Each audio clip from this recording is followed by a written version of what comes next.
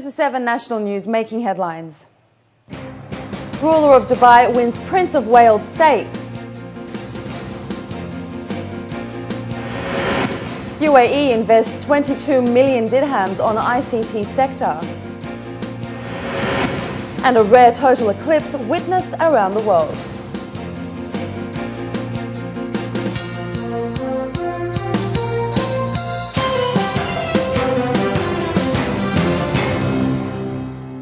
Vice President and Prime Minister of the UAE and ruler of Dubai, His Highness Sheikh Mohammed bin Rashid Al Maktoum, was crowned winner of the Prince of Wales Stakes on the second day of the Royal Ascot races.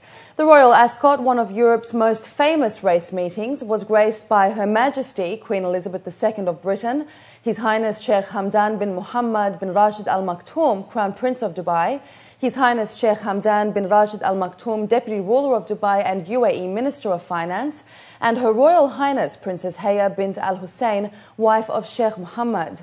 The ruler of Dubai received the trophy from Britain's Prince Philip, Duke of Edinburgh. Rewilding burst into the lead by a neck in about 2 minutes, snatching a cash prize of 400,000 British pounds. The growing population has pushed the demand in the health and medical sectors in the UAE. Medical tourism is among the sectors in the country and the region seeing robust activity, which has helped generate business for the construction industry.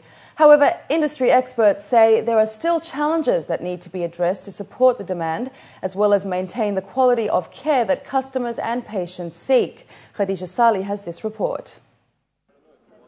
ICME management consultants anticipate a requirement of 400 to 450,000 beds in the MENA region by 2020.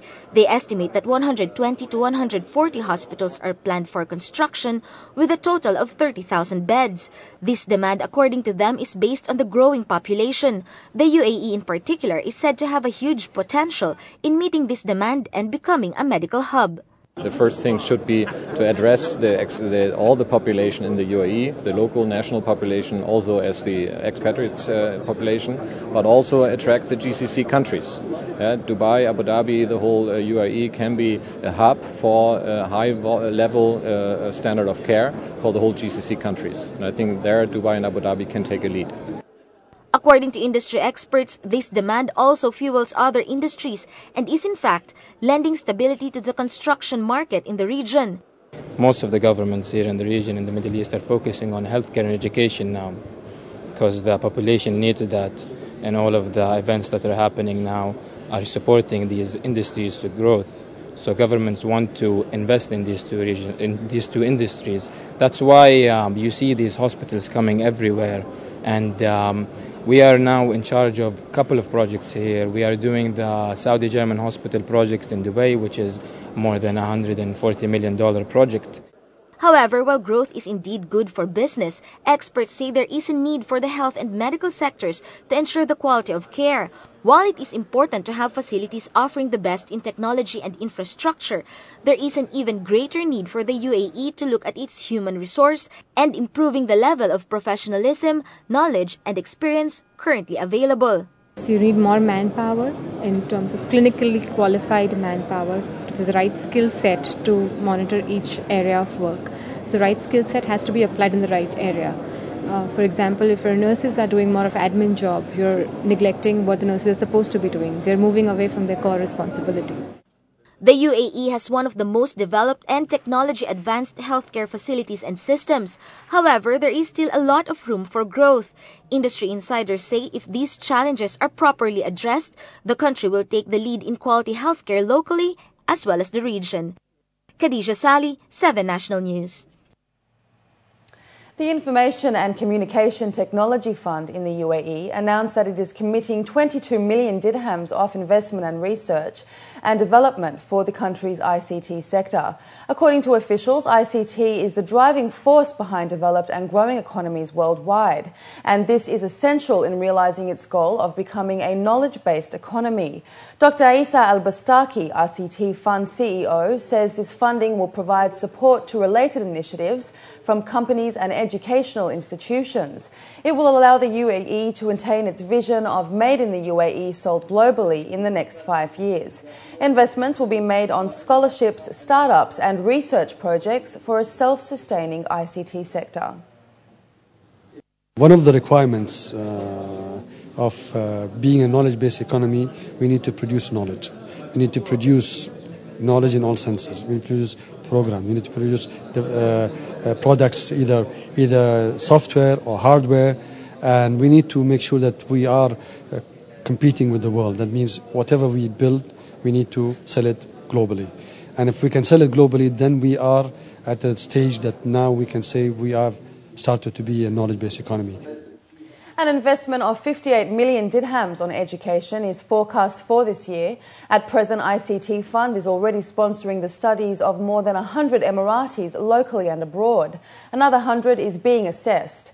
The UAE is the second in the region with a total spend of $12 billion on ICT after Saudi Arabia. The longest total lunar eclipse occurred last night after 11 years from 10:22 p.m. till 2:02 a.m., allowing stargazers in the UAE to witness one of the rarest lunar eclipses. Stargazers gathered at Omar bin Khattab School, where the Dubai Astronomy Group explained the eclipse as the moon passed through the centre line of the Earth's shadow. Due to the indirect sunlight from the Earth, such an occurrence gradually led the moon to turn red, making it the darkest night in 11 years. The previous total lunar eclipse took place on the 16th of July 2000, with the next one to occur on the 27th of July 2018. Dubai Astronomy Group is just like a society which is trying to promote astronomy in the community and educate people in astronomy in different ways and different aspects.